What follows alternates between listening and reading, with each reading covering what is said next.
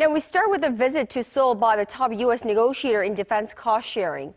It was assumed that he was here to gauge the public sentiment in South Korea toward paying a hefty tab for the U.S. troop presence on the Korean Peninsula.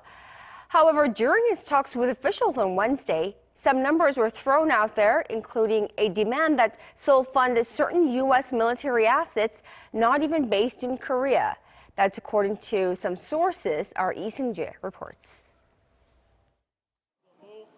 With James DeHart, the top U.S. negotiator in defense cost-sharing talks in Seoul, sources say the United States is demanding South Korea pay as much as 5 times more in 2020 compared to this year's 10th Special Measures Agreement.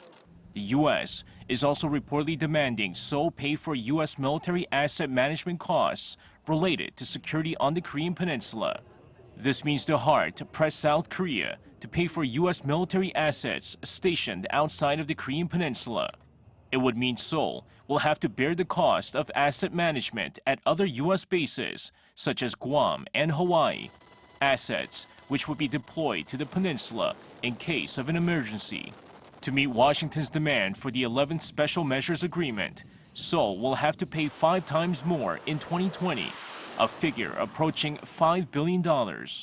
Officials in Seoul say it's unfair to share the cost of U.S. forces that are not even in Korea. Yoon Sang-hyun, a lawmaker for South Korea's main opposition Liberty Korea Party and chairman of the National Assembly's Foreign Affairs Committee, met with DeHart on Wednesday.